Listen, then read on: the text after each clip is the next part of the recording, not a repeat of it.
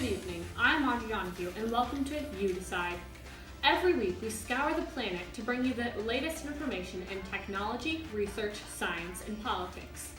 Now, while you may think today's topic will be another expose on Donald Trump, or Hillary Clinton's email servers, or whether or not Justin Bieber should get back together with Selena Gomez, no, not for our intellectual audience. Tonight we are going to cover a far more interesting and important topic in our daily lives.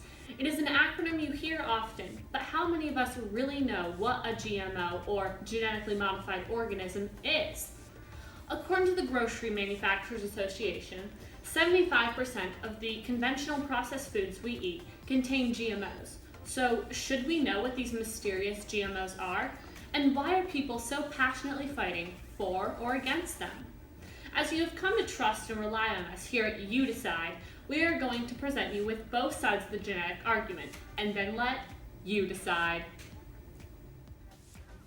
A genetically modified organism, a GMO, is defined as any organism whose genetic material has been altered using genetic engineering techniques.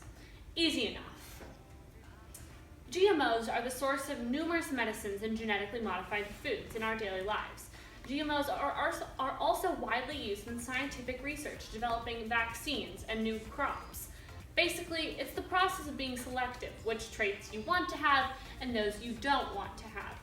Well, some like to say that this process was entirely developed in the 20th century. That's not entirely true.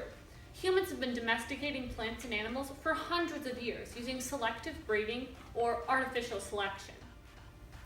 An example would be a rancher mating his strongest and his fastest horses, hoping their offspring would be even stronger and faster than his parents. It is in this process of selective breeding in which the desired traits and therefore desired genes are separated into the genes they want to duplicate and those that are perceived bad. Another example would be Kanye and Kim trying to use this genetic selection to choose the gender of their baby, which they did successfully, and now they have a little saint. It is only in the past 50 years that advancements in genetics have allowed humans to directly alter the DNA and therefore the genes of an organism. In 1972, when Paul Berg first combined the DNA molecule from a monkey virus with the Lambda virus, he was researching ways to fight disease and found that he was able to separate the genes. It changed the way scientists thought about what was even possible in the study of genetics. Now, I don't want to get off track, so let's stick to foods and plants. The first genetically modified crop was a tobacco plant produced in 1982.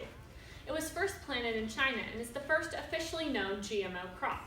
It was this tobacco crop that was found to be resistant to many plant diseases that tobacco currently fights today. This crop was seen as being highly successful and made scientists really feel confident that they could test and ultimately produce other GMO crops.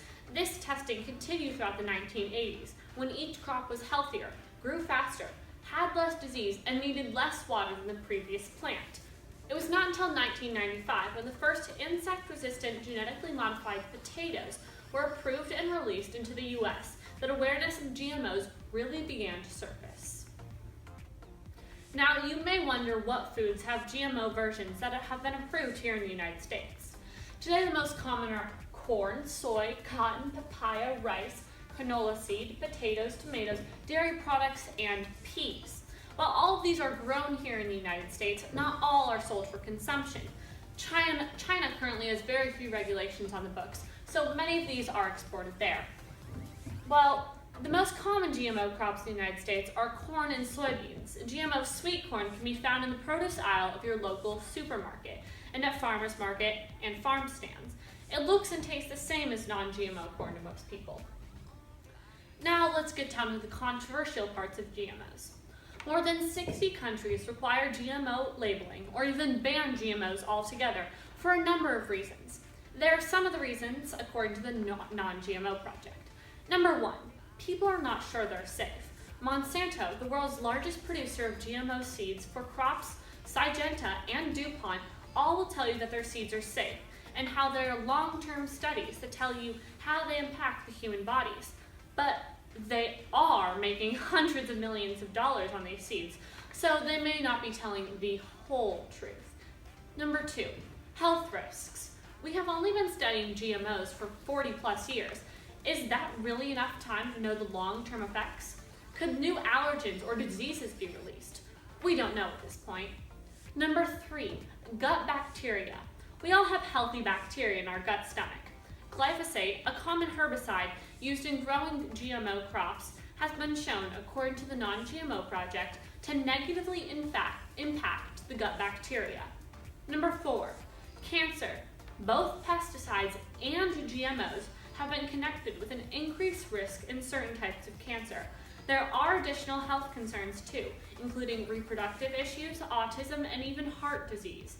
These need to be studied. Number 5, environmental impact. Glyphosate, marketed by Monsanto as herbicide Roundup, is used in connection with GMO crops. Glyphosate can destroy soil quality and thus impair the planet's nutritional value, as well as cross-pollination between GMO and non-GMO crops, and can destroy natural plant varieties in the wild. This happens by just one seed blowing from one farmer's land to the next. Now, there are just as many people who believe the benefits of genetically modified organisms outweigh any negative impact. They support the larger good they can do for the millions of people on our planet. Here are some reasons why people such as Bill Nye the Science Guy and the Gates Foundation have come out in support of scientists creating genetically modified crops. Number 1, crops can be engineered to be pest disease resistant and reduce or eliminate the need to use pesticides or herbicides.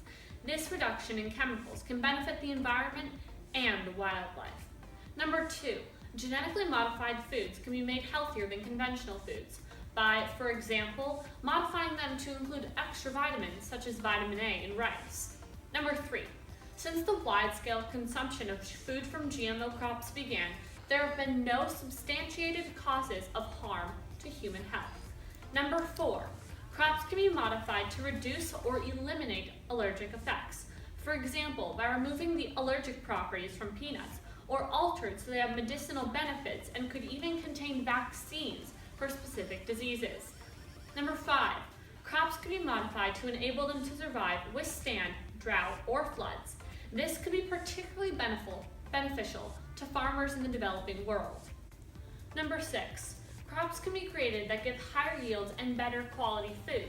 This is particularly important to help meet the demand for food by an ever-growing world population. Now, both sides here have strong arguments.